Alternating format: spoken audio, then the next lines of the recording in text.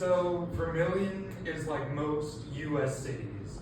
The way we have designed our cities is based around the vehicle and not the person. And this is causing a major problem. The main problem is that due to this car-centric way of building our cities, Vermilion is inherently unsustainable and it will not stand the test of time. This is because of three major problems that I have dealt a lot of hours and days into researching to find these. So the way that we use our land is inefficient. Our cars that we have to use produces over 50,000 tons of CO2 every single year, and our cities are not as economically productive as they could be.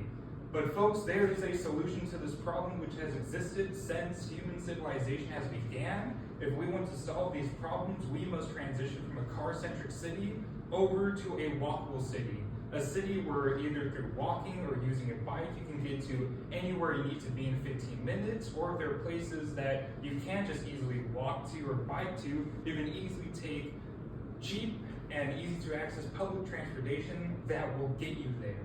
This will allow Vermilion to use its land more efficiently. It will allow us to better our environment and lower our carbon footprint, and it will allow Vermilion to be far more economically productive than it is right now. So first we must understand that land is not an infinite resource. That land is actually very scarce, and Vermilion cannot just take more and more land. We have a very certain amount of land and we cannot get any more of it. Meaning it is very important that we use our land to its fullest.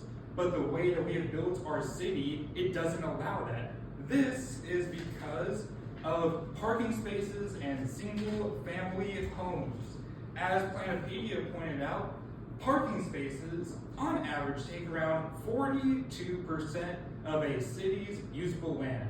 That is land that could go to businesses. That is a land that could go to housing or anything else. But that land is taken up by effectively just blank spaces of concrete and paint, and that is it. And they're only really used on average over a year. About 60% of that space is actually used for parking, right? So if you had a parking space that had 100 slots, on average, only 60 cars would actually be using those 100 slots.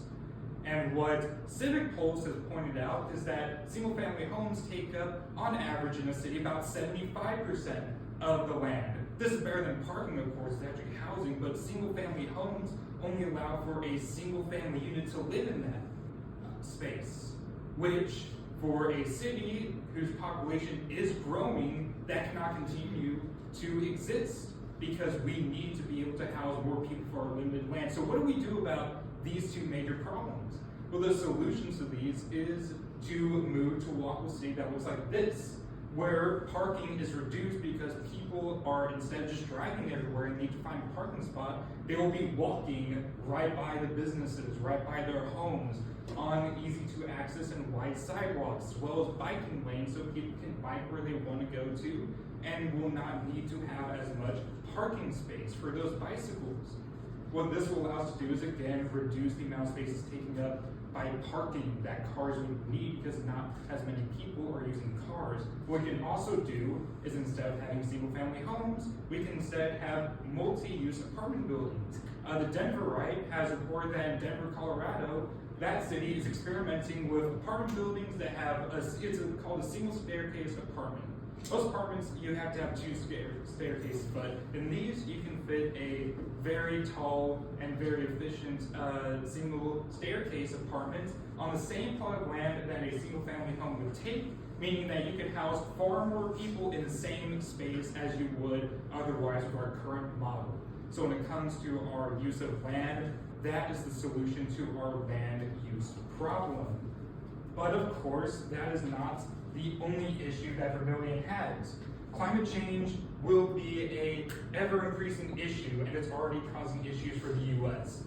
According to the Environmental Protection Agency, a car produces about 4.6 tons of CO2 every single year. If you take the population of Vermilion, who, let's just say all of them do use cars over the year, I have calculated that our city, just from the car use alone, produces 50,600 metric tons of CO2 every single year.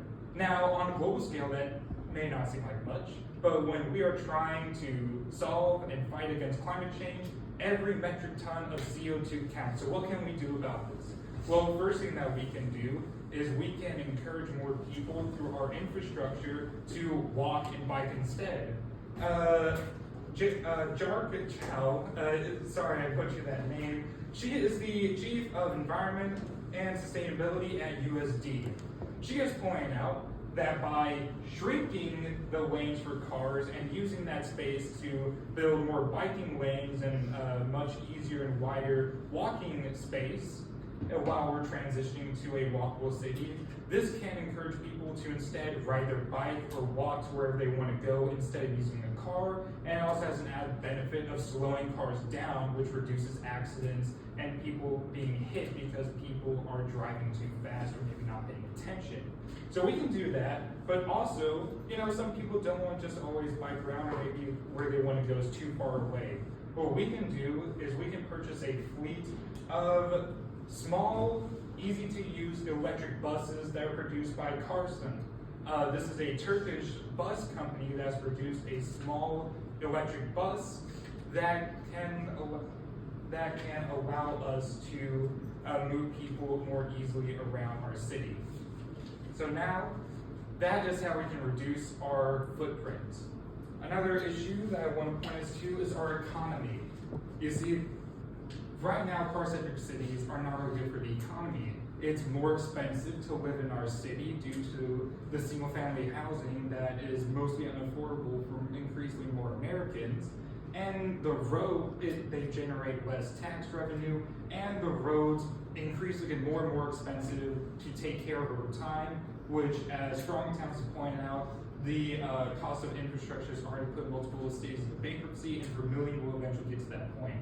So as I'm kind of beating the dead horse already at this point, by moving towards this view of cities, we don't have to have nearly as much road-centric infrastructure that won't get super expensive over time.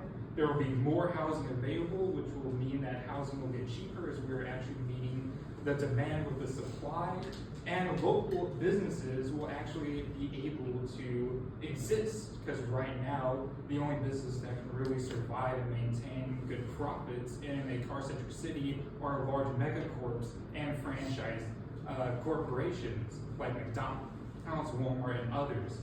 This will allow us to actually have small businesses that are ran by the community and by people in that community again. So with all of these problems of our land use, our economy, and our environment, the car-centric way of building our cities cannot continue. It's not good for us, and it's not good for our future. Only by moving towards walkable cities like this can we actually ensure that we have a strong economy, a good environmental footprint, and we can ensure that people will live better lives for themselves, for their families, and for their children. Thank you.